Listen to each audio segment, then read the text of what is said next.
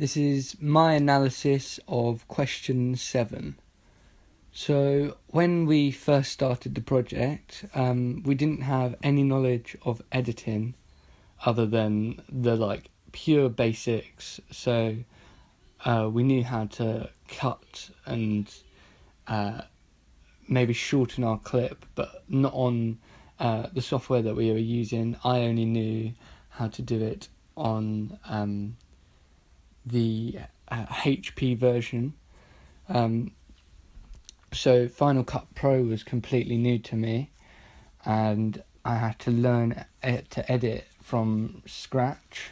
So this included just how to save a video and how to crop and cut, and I also learnt about the time that it takes to edit.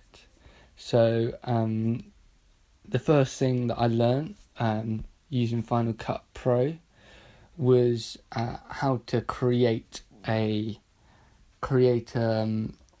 project, and this was taught to me by one of the older sixth formers, and they taught us that you had to choose some footage to import, and that it would auto save into the software. So this was really helpful to know, because then we could get onto the software and we knew that all of our work would be automatically saved. So this was what I spent probably the first hour maybe of the editing process doing, just figuring it out and working out the real basics of how to edit. So one of the most useful tools that I found whilst editing was the Blade tool. I really like the Blade tool because of it allowed me to cut out middle parts of the clip that otherwise I would have had to split the clip up or duplicate the clip, which would have been much longer. So the Blade tool was really, really useful because of it just made the whole process a lot quicker.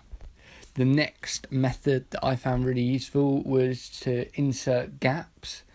I did this to create the subtitles for the names. So when the names came up, we used a gap to create a black screen, and this was really, really helpful because not only did it help us to find a way to incorporate the names into our opening sequence, it also allowed us to section off our work so that we could plan for later.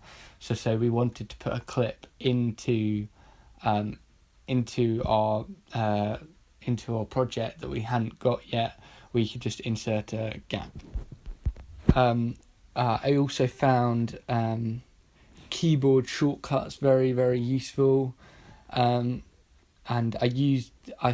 I found this out for a friend who does media at another school, and he told me about keyboard shortcuts, and so I got up a picture of the keyboard shortcuts for Final Cut Pro, and I just used the standards. I didn't edit them because I felt as though I wouldn't be going into too much depth with the keyboard shortcuts. It was just to make the process a whole lot quicker, and it really did make the whole process a lot quicker because I could do things with one click of a button rather than having to find it in a whole list of other options.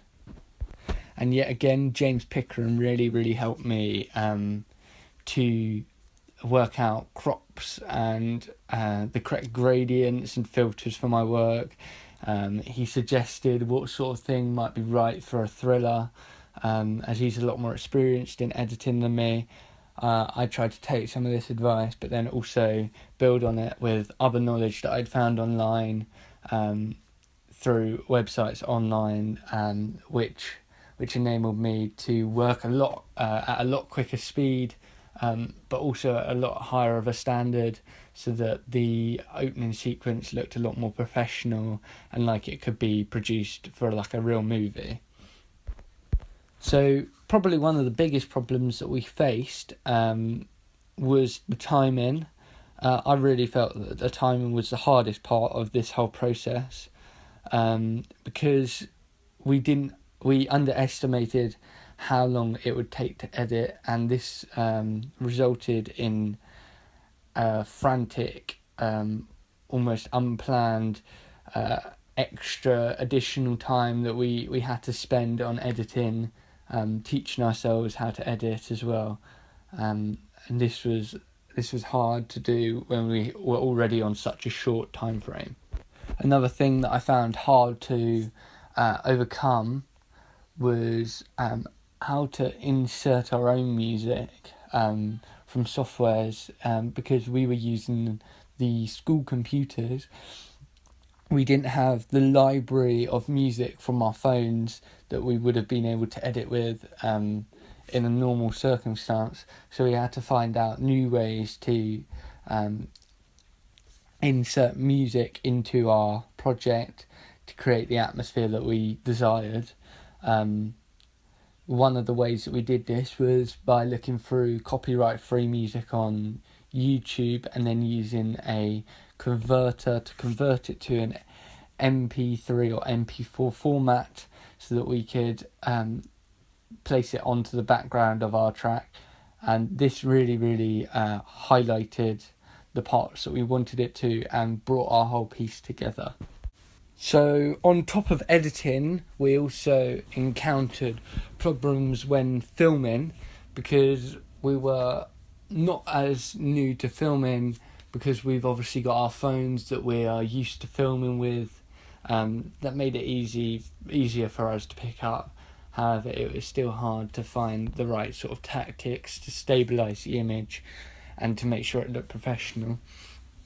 So after much deliberation, we decided to film on the iPhone 7 because we were most comfortable using this sort of camera. We did try other more professional cameras, however, we found it too hard to figure out and export the files off of the camera, because if you needed a much more specific wire, and we all had iPhone cables that we could have just connected into the Mac, so it made it more accessible for all three of us.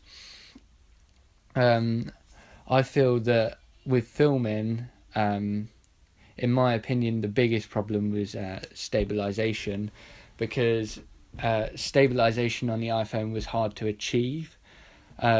We tried to overcome this by using things such as tripods. We use this most in the first part of our opening sequence, where you have the time lapse, because this was just like a stationary image anyway, and we didn't want much movement on the camera.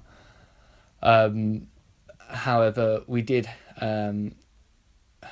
go back and refilm some of the footage so that it would look more stable, such as some of the panning shots from the trees down to the graves, because we felt that it looked much more professional if we went to refilm.